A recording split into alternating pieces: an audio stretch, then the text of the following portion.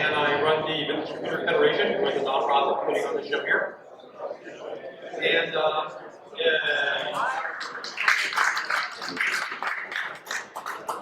I'm nobody important. I'm in charge because no one else has done nothing. So, in my role, I have to be knowledgeable about everything from Vintage to Apple. But I still have my personal favorites. And I'm really big, my original role in this hobby, I was a collector of old laptops and PDAs, pocket computers and whatnot. Just what I like. I have a small car, I have a small car, I like small computers. So, about maybe 12 years ago, I was in a bookstore one day, googling on my Palm Pilot. And I was with a friend, and he said, where those came from? I don't know. And we looked up Yahoo at the time on Google and said, oh, there was the Apple unit and stuff. Okay. And I kind of thought that was it. And then started Googling and realized there wasn't really much written about this subject. And so I thought there was a book to be written about the history of PDAs that have now smartphones. And the more I dived into it, year by year, procrastination by procrastination, I realized PDAs are just one chapter in the story of mobile computing, starting with the Apple. So I set out to write this book. 12 years later, last year, I finally published it. It's called Abacus to Smartphone, abacus2smartphone.com. And it's a short book about a big story. So I'll go over, a few highlights of it. I focused very hard to call my book the evolution of mobile computing, not the history of mobile computing, because it's not a reference book, it's not an encyclopedia, and they no effort to list every mobile computer, not even close. My point is to show evolution through generation, through what built on everything else, not what was first in these cases. They're different things. This is a bunch of crap about who I am. Okay. Other than the thing in the middle, not having the thing in the middle, any of you know what the things on the left and right are? Good. What's the thing on the left? Bingo, keep it. So the ancient Inca people had no written language, but they had this thing called a keep-it. It was just a bunch of ropes and knots in different colors. And archaeologists and sociologists and every ologist you can think of figured out centuries ago that it was basically a spreadsheet, a record-keeping system. And you would fold it up and stuff in your satchel and move along. So it was not a computer, but it was a portable information processing device, sort of. It wasn't. Now, for centuries and centuries, no one knew what the records were of or had an interpreter. And it was just articles and research within the last year or so that scientists for the first time read Kipu. Kipus are readily available once a day in files, but it is basically a mobile information processing device. Oh, a word about mobile. So, in my book, I say that mobile computing, any computer is mobile if you try hard enough, right? However, there are some computers that are very, very tiny that are not meant to be portable. For example, the Sinclair ZX80, tiny little thing. But you still got to plug it in and attach a monitor to it. So there are other computers I'll talk about soon that are massive that were meant to be moved. So mobile to me is a computer that was expressly and predominantly designed to be moved as its main purpose, not just something that could be moved, because then everything's moved. The thing on the right is a Kurta calculator. There was a man named Herzlich, he was a prisoner in a concentration camp in World War II, brilliant engineer, and he built this little mechanical calculator. You rotate the shaft and move the numbers on the side, about the size of, a can of soup. And the Nazis got wind of this, realized how awesome it was, and they said, well, we won't kill you because you could build this for us. But he purposely made excuses and built it wrong to not help them. And after the war, he started the Kurta Calculator Company and was a fairly big success. So this is basically a pocket calculator. Now, there were lots of pocket calculators going back to the 1700s. This is just one of many. And of course, the thing in the middle is a slide rule based on aviary rods and logarithm. What the slide rule was the world's predominant mobile computing device from the 1600s through the middle of the 20th century.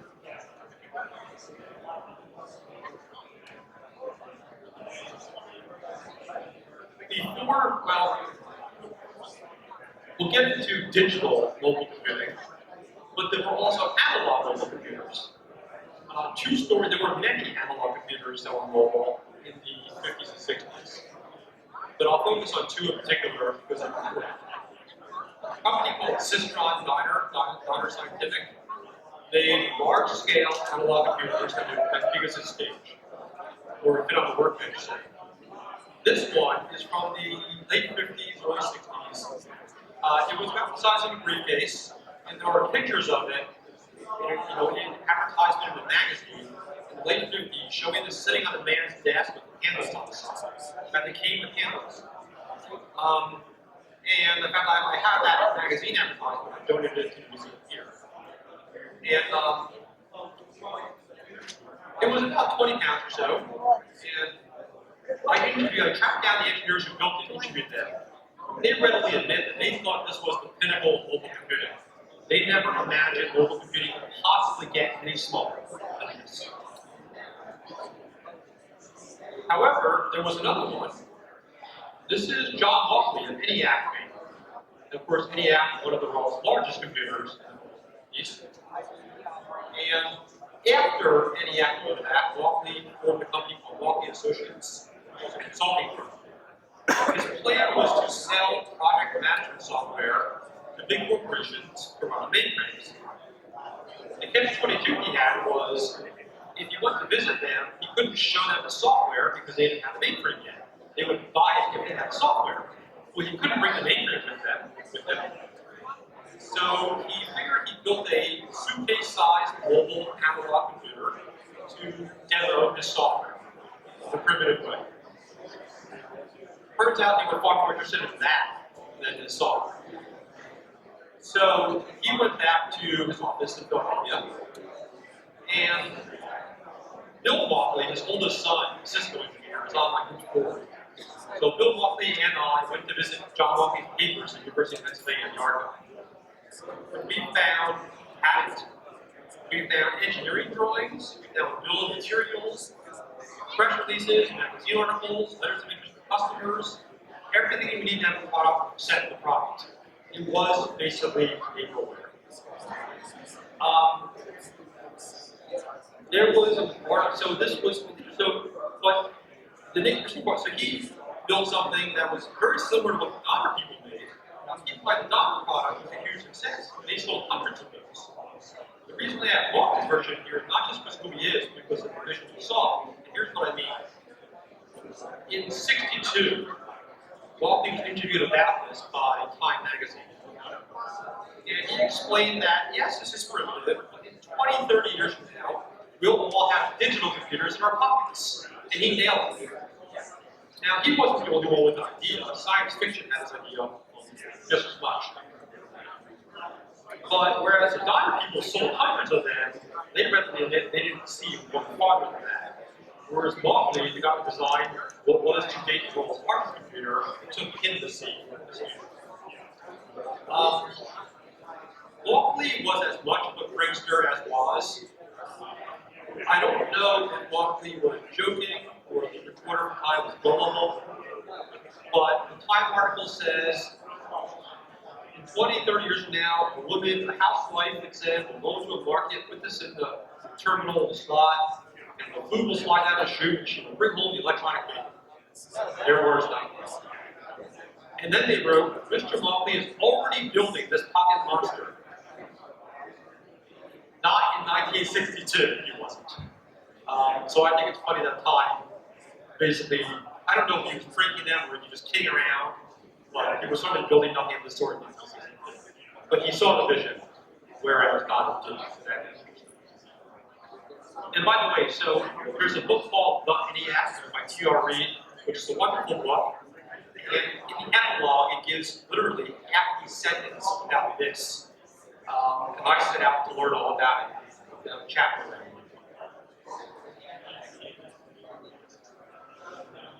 This is half of a computer called VCF.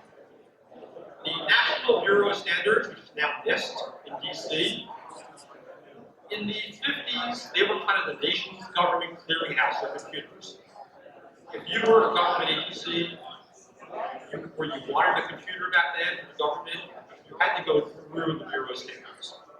They would test and evaluate the clearinghouse. They did lots of computer research. They had a computer called SEAC, Standards Eastern Automatic Computer. There was also SWAC, the Standards Western Automatic Computer, part of which is downstairs in the museum. And so they wanted to build an ultra-rugged version. Nobody knows. I personally interviewed a half dozen people who worked on DICEAC, DICEAC UI in the second CF. I've interviewed some of the original engineers. One of them did oral history of the museum here. I've looked at lots of primary archive materials, and no one knows whose idea it was to make a full truck. However, there was a long precedent of taking Army technology and making it full. As far back as telegraph wagons in the Civil War, on horses and carriages, radio trucks in World War I, etc. So no one knows whose idea it was to put the mainframe in the truck, but there was lots of precedent for it, so it wasn't really a novel. So it almost doesn't matter whose idea it was. Anyway, DICEAC has two 40-foot trailers, one for power and AC, one for the computer, which is this one. This was the first computer ever to have circuit boards in it, printed circuit boards. And after they built it in DC, they drove the computer, if you will, out to the White Sands Singapore, the White Sands Missile Base in New Mexico. And the circuit board was so primitive, the White Sand got in it, and that was the end of that. There were two test applications, one to measure wind speed, the other one basically for some radar work. That worked fine, but the computer just wasn't up to the task of its environment, and it was basically a one-off prototype. So this is 1953.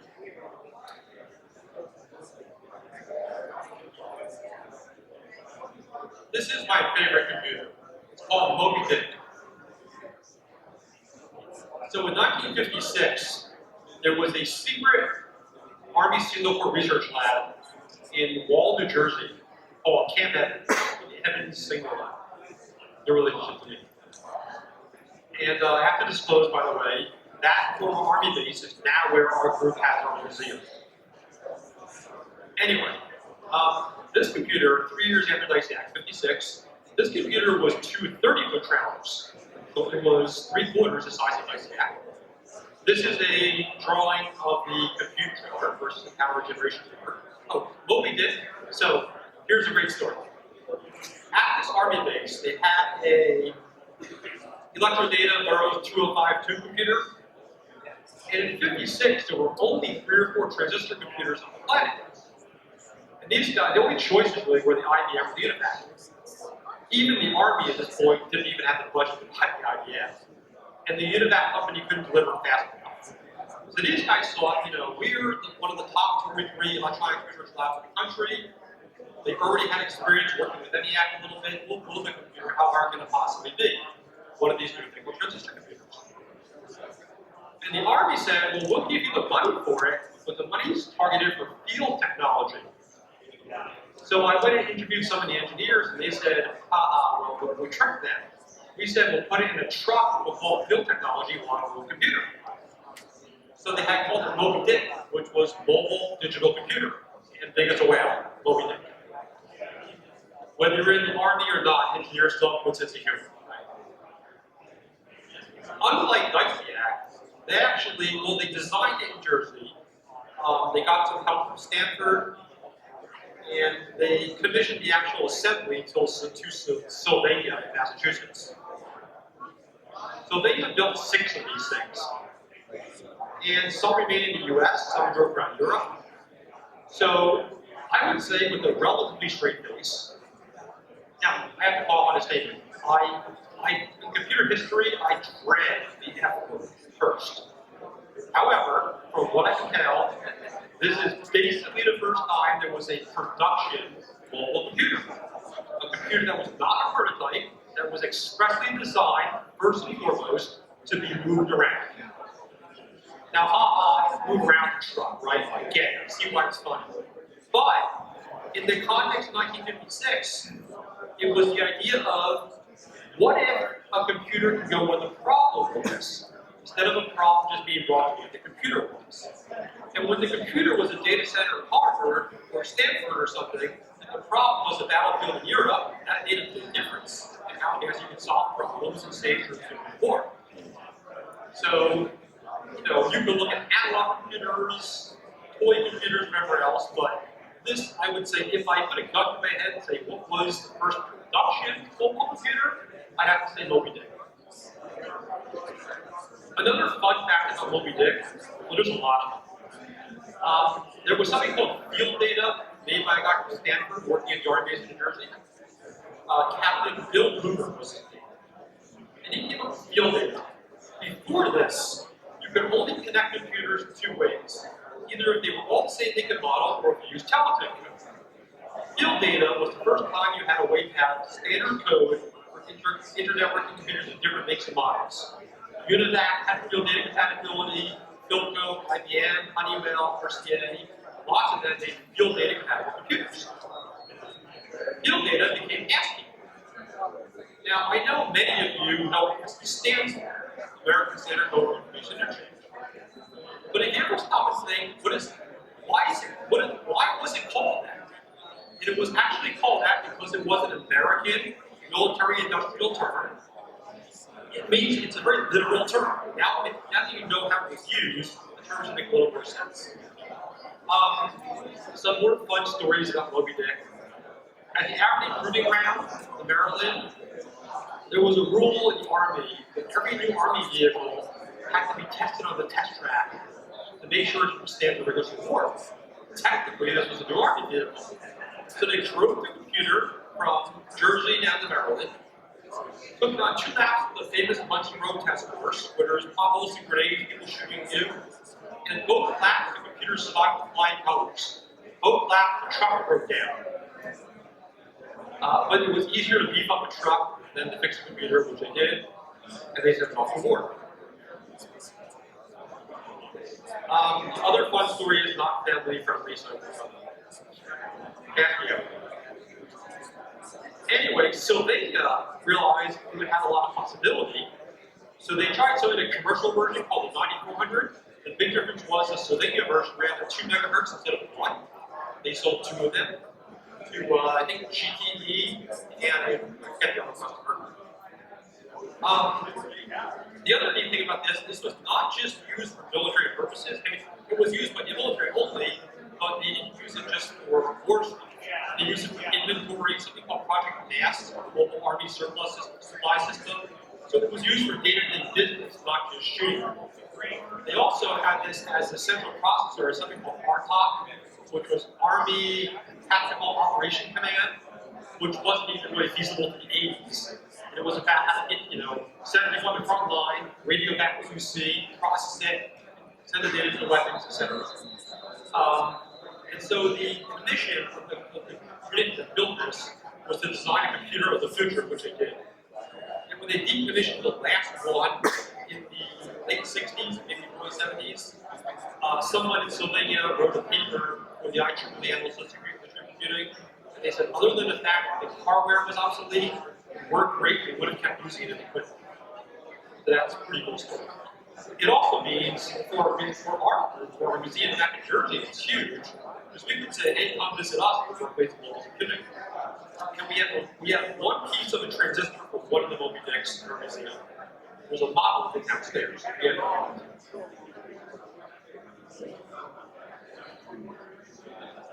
This is micro-patch.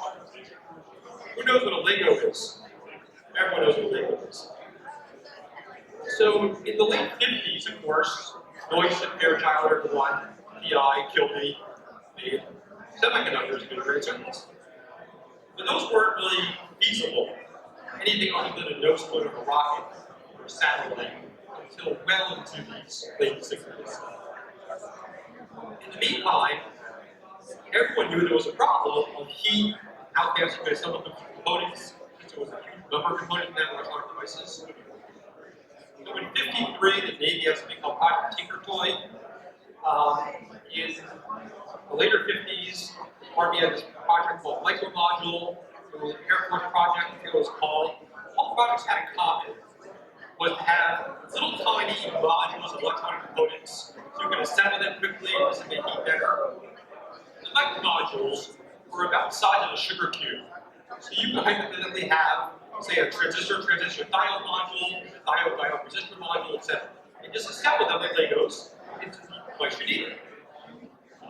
So as a proof of concept, the Army and RCA made some demo products to say this is what you can do with micro modules. One of them is famous, the walkie-talkie. They called it the handy-talkie. Although it was so heavy, the soldiers in the field called it the breaking back. The other project, which no one ever heard of, was MicroPack. MicroPack is basically a mini computer, weighs about 100 pounds. They threw it in a pack of a Jeep and drove it around, and it was a mini computer. 5 years before DEC coined the term. And it was so MicroPack was the smallest of the dozen or so field data compatible computers, and Multi-Think was the biggest. But a 100-pound computer, the size of, say, a couple suitcases, in the early '60s, is pretty impressive stuff. This is a Silent 700. It's basically the teletype equivalent of a laptop paradigm. Anyone young does not know what a teletype is? You know what a teletype is? Okay. It's not a typewriter, it's not a printer, it's not a modem, it's not a phone, it's all those things. A teletype is a mechanical interface input-output device. You would connect this to a computer and it would send your data over a phone line. And the rubber things in the back is where you would hold the phone up to for the sound to go through. Anyway, teletypes in the '60s and '70s were minimum 30, 40, 50 pounds. So this is a portable version. The 25-pound one that came in a molded plastic case is mobile computing, circa 1970s. Although it's not a computer, it's an IoT device. I know you all know what an oscillator is, so you wouldn't be here to show. Lee Felsenstein designed this for Adam Osborne. He will be here tomorrow giving a talk. So this is in case anyone doesn't know, 23-pound mobile computer, circa 1981. It has no batteries, you have to plug it into the wall. So the keyboard folds up onto the screen, giant handle on the back, you carry it like a suitcase, like a sewing machine. You have floppy disk drives, a little 5 CRT, and it is a full-fledged CPM computer, circa 81. One story that Lee told me that I published for the first time anywhere in my book. Any of you ever opened the keyboard on an Osborne? Ever wonder why it's so big and empty inside? Because their plan was to stuff it with die-cuts. The company was out of business long before they could do so. And it was already 23 pounds. Imagine if they had stuffed it with die-cuts. Now, a lot of people say, oh yeah, that was for a laptop. So comically not true. Well, from the mid-70s, there were probably half a dozen other examples, not probably, there were half a dozen other examples throughout the mid to late 70s of very similar computers. Just haven't heard of them. Now, the one people have heard of was a Xerox note taker, which is downstairs. But that was a prototype, not a commercially produced device. Alan Kennedy, whose team made that computer, told me that he personally used that at 35,000 feet on a planet with battery power. They didn't add that to your dosage tour. But the other portable computers in the late 70s were just like this, were commercially produced, but very few people bought any. They were failures, and so Osborne got the credit. But just because you were the first smash hit doesn't mean you were first. One of those half dozen companies was a company called GM Research, nothing to do with GM Car Company. And they had a trade show exhibit at one of the business trade shows in the 70s. And they showed me their signing list of people who visited the booth. And guess who signed it? Mr. Adam Osborne. There was also talk, so that's where possibly where he got the idea. Another theory of that is that there was a regular poker game with a lot of famous people in Silicon Valley back in the 70s. One of them was Steve Jobs. Not Jobs. One of them was an engineer who worked for Jobs. Really, somebody made the suggestion for such a computer. It got related to Jobs. He said, no, I'm not interested. And somebody else in the game was Adam Osborne. Osborne claimed in a book called Hypergrowth it was his unique idea. And that's just a lie. Not to pick on Adam Osborne.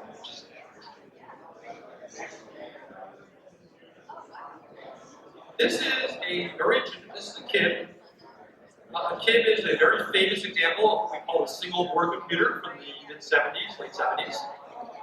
Now these were meant to be plugged into a wall, plugged into a little power supply or a variac or whatever else. But it was a very common thing to do to run them on iPads or to actually put them in a binder to take with you. So this was not a computer meant to be mobile, but a lot of people took it upon themselves to mobilize it. Because all it took was 5 volts and 12 volts, which is pretty easy to come across.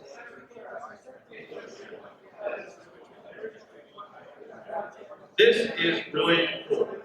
I'm going to jump ahead for a minute and get back to this. Actually, I don't have a picture. So, there was a company called Grid Systems that made a computer in 1980 called the Grid Compass 1100. It flew on a space shuttle. It was made out of magnesium. It used bubble memory. It was really heavy, like 15, 20 pounds. It was the first computing device with a clamshell form factor.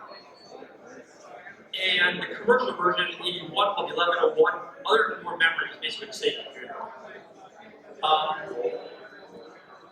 The guys who did Grid, guys who ran that company, went on to very successful careers in Silicon Valley. They've given talks in this building on the stage. They're famous here at the Computer Museum. And they have widely accepted credit for being the first laptop. What they should be famous for is software. They made incredible software, networking and databases, and incredible microcomputer software. They have a server, they have a grid server, you can connect to it. Amazing software in a mobile device. That's what they should be famous for. Instead, they're famous for the form factor, which isn't fair for 2 reasons. One, other products and devices had the clamshell idea before them. 2, they didn't have a battery. Now today, if you say what's a laptop, okay, what are the 3 most important attributes of a laptop computer? Battery, fold in half, take it with you, right? Well, I said to them, hey, you guys have been getting at the battery. And they said, well, that's not fair. You can't apply modern standards back then. They also said, hey, we were a laptop for the standards of compared to operating systems, which is true, and it would be paramount if there wasn't also another product that didn't have a battery at that time. The problem is no one knows about the product because it was so unsuccessful. That's this. A company called DEW, it was like Dalton Viewing Whitehead or something like that. It was just an engineering boutique consulting firm in the UK. That's it, not a computer company. And there was a water utility in the UK that commissioned DEW to make a little computer for them. All the water company asked for was a terminal. Instead, these guys made a basic programmable full computer. About the size of like a, Tanium Model 100 in later years, the size of all the batteries, boot it up to basic, take it with you, stuff it into a book bag or a briefcase. It's a full-fledged laptop computer. The same year as the Grid. So I say, this is the first laptop computer in production because it has all the 3 attributes and Grid didn't. It wasn't a clamshell. So I say there's plenty of room for credit to be shared for everybody, right? Give Grid credit for the form factor and the software, give these guys credit for the battery power. But as I said, everyone knows the cliche, to the victors go the credit. And Grid is a bunch of big famous people today, very popular, big supporters of the museum. they got most of the credit. These guys, I called them up to interview them. They're like, you care? Really? I didn't think anyone cared. But whether you're winners or losers, it still counts in history. By the way, I mentioned a minute ago, I said, I'm talking about, in my book, production computers. Lots of people built things one-off. I've met many people who claim I built something once and it was before for 2 years. But I focus on computers that were actually Husky, by the way, later on in the 80s and 90s, did have some success. They changed the company to Husky. They made rugged computers that Panasonic does today. They actually did find some modest success in the 80s and 90s. But they didn't even advertise what they once did. No one knew that. This is a computer called the Linus Right Top. A guy named Ralph LaRue. S-K-L-A-R-E-W, Ralph LaRue. It's basically a primitive Catholic computer, 86 or so. There were lots of primitive Catholic computers in the late 80s, early 90s. They all failed until the iPad. But this was one of the earliest. When I contacted Ralph, he said, how did you find it? Google. He said, I've been trying to keep a low profile. Failed.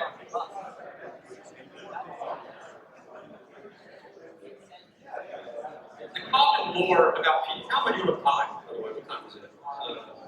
I'm good. The common lore about PDAs, personal digital assistants, is that Apple Newton was the first PDA in 1993. That's hogwash. Who knows what an SUV is? Everyone. You all know what an SUV is, right? Well, in the 1930s, there were passenger trucks. 1950s, there were Land Rovers. 1970s, there were Broncos. 1990s, some marketing schmo made up the SUV. Did he invent it? Right? So, as early as 1978, there were handheld, pocket, information, appointment reminder counter kind of devices, also known as a PDA. So, Apple made it the term in 92-93, the product existed 15 years prior. This one's cool. This is a Toshiba one called the Memo Note 30, also known as the LC836, I think. Rolodex. The nephew of the guy from the Rolodex company, the little card file, was an NYU student in the late 70s, maybe 76 or so, 77. And he had heard about microprocessors and pocket calculators, and he said he got one, and he said he was disappointed. That's all they do is math. That's it. It's a computer. It should do more. He went to his friend, and that guy's name was Judah Klausner. So Judah went to his buddy Pompano, who was a physics student, also at NYU. Maybe you can help me understand this microprocessor things. Why can't my little calculator do more than just math? So they set out to make something up. So they made a primitive little, I don't know if you can see the screen, but keyboard says letter, read, write, type on top. Under each key, over each key is a letter. So they made a little flat file database of this. You can store records. And they brought it back to Judah's uncle at Rolodex. They said, hey, this is the future of the Rolodex. It's like, I don't buy it. The Rolodex could have been Tom or BlackBerry in Mr. Jeans. Anyway, a little side story, by the way.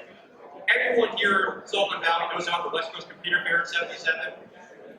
Movies like Pirates of Silicon Valley and a lot of mainstream history books talk about that show as if it was the first.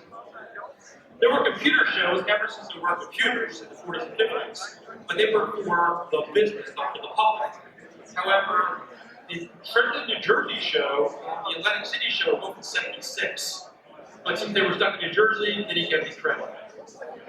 So, Jersey pride for me. Our shows were before the West Coast Computer. I say this because at the '76 show, Judah Klausner was there, ran into a very young Steve Jobs. And as you would expect from Steve Jobs, he only wanted to talk and not listen. Had he listened, Apple could have theoretically had Newton when PDAs were actually invented 50 years prior. They did not. Anyway, Klausner finally found a company with the HP, with a lot of companies, finally convinced Toshiba to build it. They did, and they made many versions of it. So I still have your later version 3 that I go back to you tomorrow, 7 years ago. Still on my desk. So this is, for all intents and purposes, the first PDA. They quickly got much more powerful. This is a very important feature to try for that. In 81 or so, Matsushita from Japan, which owned Panasonic razor brands in the US, and also Sharp, made these pocket-basic programmable computers. Pockets, relative term, these were maybe like 8 or 9 inches long, a couple inches thick. We had to have a big pocket. But you program them in BASIC. They're pretty cool. The Sharp version was sold by Radio Shack. It's a TRS-80 Pocket Computer 1, PC-1. And the Panasonic in the US, what is the HHC computer? They were quite successful for many, many years. By the way, all through the 80s, Radio Shack took turns OEMing the Sharp versions and the Casio versions. This is really cool. This is called the Casio PF8000 1984. And it just wasn't. Part of it's right. You see this grid, this 5x6 grid, and you would take your fingertip and draw block letters in it. And it would transfer those block letters to the screen, sort of handwriting recognition. Like you had to learn, it's really competing in the column, you had to learn it, and learn you. In fact, Jeff Watkins told me, and he was defending graffiti against the Xerox lawsuit in the 90s, he learned about this as an example of prior art. And you see on the left side a memo button, a secret password button, a touch button, a telephone letter buttons, in and out buttons. So a pretty cool little product from 1984. Thanks to Casio.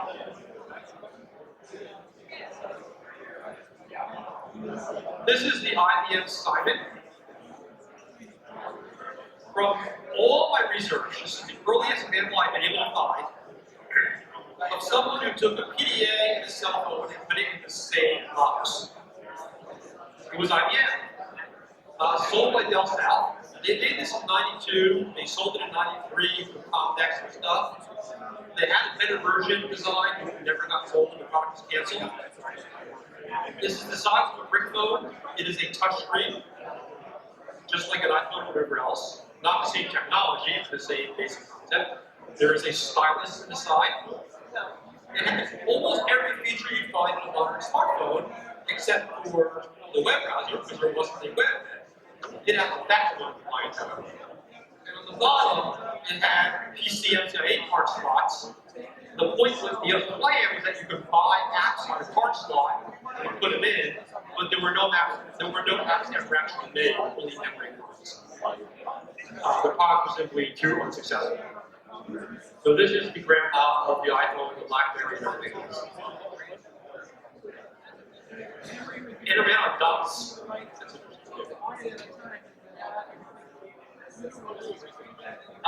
There was much more detail in my book. The book website is advocacysmartphone.com. You can buy it from a company called CreateSpace or through Amazon.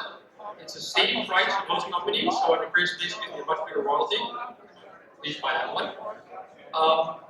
I will now shut up and answer any questions you may have. Somebody please ask a question. I hope you're applauding the content, not the fact that I'm shutting up. I've got a microphone over here if anyone wants to ask a question. Somebody please ask a question. No? We were talking before about the RW300 portable field system. URW? Yeah. Okay, that's a good point I can bring up. So when I was talking about MobiDick and Dicey-Act and stuff, there were some commercial versions of some computers a little later on. Later, 50s, early 60s, TRW, DEC, IBM, made similar computers, mainframe tractor tellers. However, those were afterthoughts. Those were existing computers put into trucks versus computers designed for mobile. The TRW one was basically vaporware in the sense that they advertised it to see if they wanted to buy it, and if they were, then they would make one. From what I can tell you, there was one customer. The deck PDP-6 put in the truck, sent it out to Brookhaven National Island. IBM took a 1401 stretch and went downstairs, put it in a truck, called it the computer mobile, drove around the country just to advertise and market it. But none of those were really commercial products. They were more afterthoughts. But it did show that corporate America found the concept worthwhile. A lot of question. Yeah, the Husky. Okay. How long before was the Tandy 100 that came out first? Was it the Epson HX20 that was the first? No, the Husky came out in 81. Right. 82 was kind of the year of the laptop, 82, 83. 82, there was sort of a spontaneous eruption of computers just like the Husky, but from companies you've heard of. Epson, Xerox had one, a company called Sword, the OEM. There were some smaller companies called Teleram, there was one of those terminals and financial markets. What else in 82? Australia. The Magnum. That was 83. So anyway, there were several examples in 82 that were mainstream companies copying the Husky idea.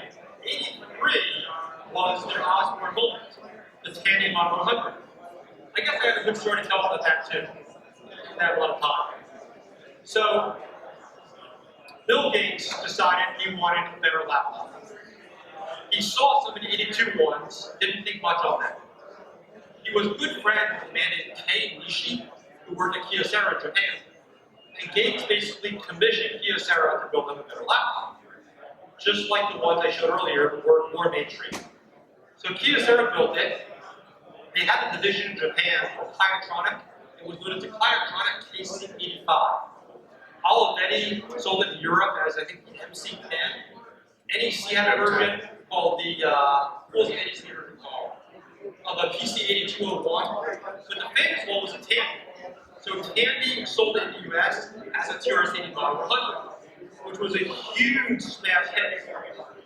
They sold zillions of those things. They ran for all day long on 8AA batteries. Massive success, several follow-up versions.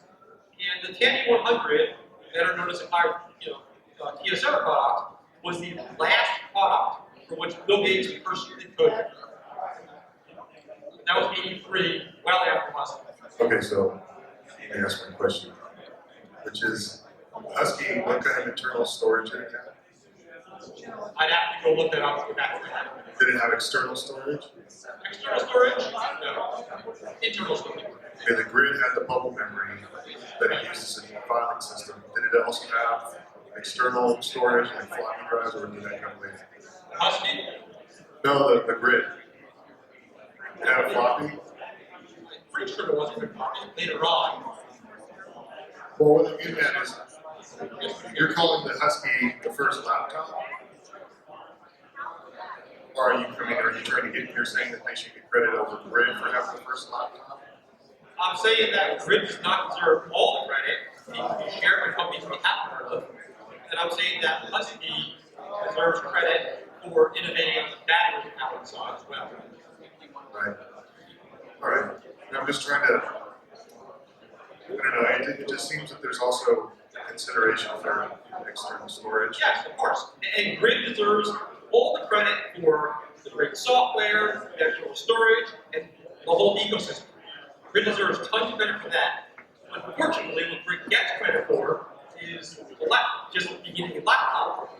And in my opinion, what Grid made was the pinnacle of the laptop, the love computer, because it was so tethered to a wall.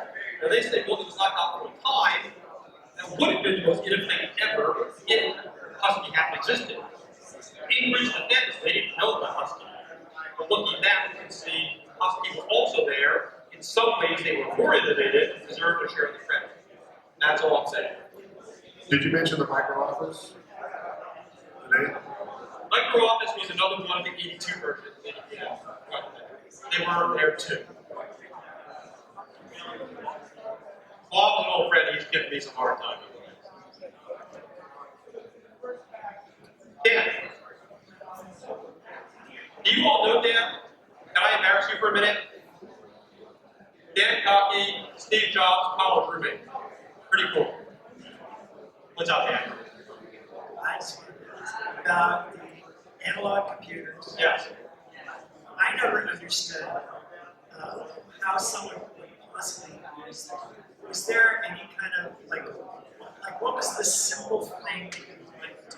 Like on an Apple I, you could write a basic program and count to 10. So what are they used for? Yeah, well, Okay. whatever they used for, but like what was the simple thing just to see if it worked? Because I never understood how it works. I'm not an engineer like you. I can't tell you how it works exactly. However, I do know some of the applications. For example, on the daughter one, in the advertisement, which is downstairs in the museum, it talks about just an engineer would use it in the lab, in the field, or doing whatever math problems they had to solve. Not math problems as a calculator, math problems in the sense of an engineering challenge. Walkley's version, again, he was all hung up on project management. How you could have 4 or 5 variables, and he would show you if you change this variable, how it would affect that variable. Hurt and CPM, that kind of thing. That was his application. Right, so what does CPM mean? Bill, help me out here. Yeah, it was like something project management. It wasn't CPM as in CPM government. It was something project management. It was the C ones. HERT was Path evaluation. yeah, I used to know what they stood for. There was Gantt charts, that kind of thing. I had to Google what the acronym stood for, but it was all about project management was the rage back then. That's why you would have electronic project management was, a confident application on electronic data processing. And again, Maltby's catch-22 was customers would buy a mainframe to do this, and how would he detonate their site if they didn't have the mainframe?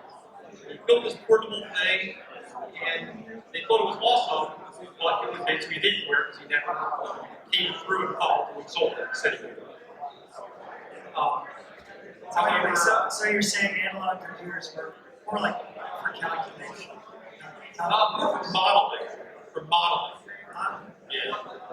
Simulation, modeling, that sort of thing.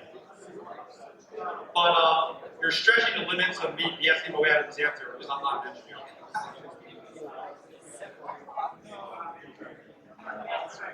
And so, wait, you left the Antikythera out of your presentation. I did because it's not a computer. So downstairs in the museum, you can learn about the Antikythera device. So many zillions of years before the Common Era, in ancient Greece, they had this thing which we now call the Antikythera device, which is basically a mechanical counter. And there's been much debate about it among researchers about is it a computer? In my opinion, it's not because there's no variable. Now, some people say, Paul Ceruzzi of the Smithsonian has said, well, how much you turn the crane is your variable. I disagree with Paul, and he's at the Smithsonian, I'm not, he's taking it seriously than I am. We've had debates about this at some of the academic conferences. I say it's not a computer, in my opinion. I'm very glad to see downstairs it's presented as a calculator, not as a computer.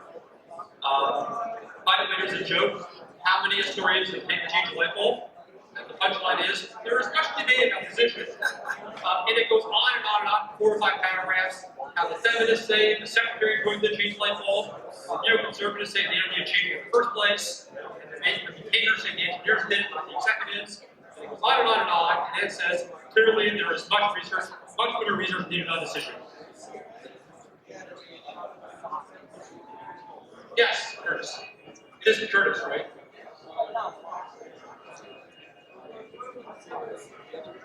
Yeah, electronics. I'm not completely sure. I think it's project evaluation and review technique.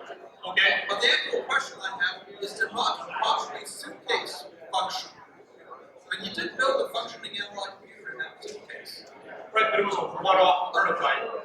It was, we would call vaporware today because he went to great lengths to advertise it as a product you could buy. You didn't get past the prototype.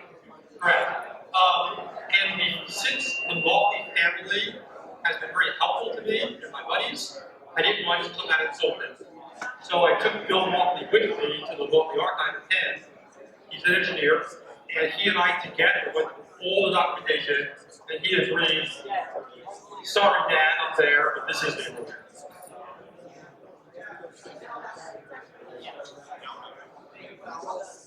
Perfect. Yes. I just remembering back from my college days, programming and printing on an HP 65. I didn't see you mention those. I should have, yeah. So certainly pocket calculators. I don't know how I forgot to mention pocket calculators, because I jumped right ahead to pocket computers. But many pocket calculators, like the HP 65, PI 50, whatever, have a lot of really cool features. My favorite, the HP 41C, had ROM cartridges where you can store apps. Some of them have magnetic card readers where you can save data as external storage. A lot of things like that. Some of those calculators were called calculators, not computers, but they did have some numeric input. In a few minutes, Eric. HP, there was a science fiction writer named Gordon Dixon. In a 1978-79 issue of the Calculator Journal, they commissioned him to write a story about the future of pocket computing, which was only ever published in the journal. It's been published illegally without permission on the web. HP gave me permission to publish it on my website in my book. The full story is there. And the story is called Thank You Pete, set in the year 2000 whatever. And I published it legally. And it's basically talks about something like Siri or whatever else. It was commissioned for HP to get people interested in this kind of products. I pulled out like one more question. Just a quick comment. That wasn't the story. Is your book still available for sale? Yes, applicantssmartphone.com or on Amazon. Good. I highly recommend it. Thank you. Okay, so the next speaker up is Kevin Savitz. And Kevin is a podcaster extraordinaire of computer history subjects. He's going to talk about interview techniques and a lot of cool things he learned by interviewing famous people. Thanks.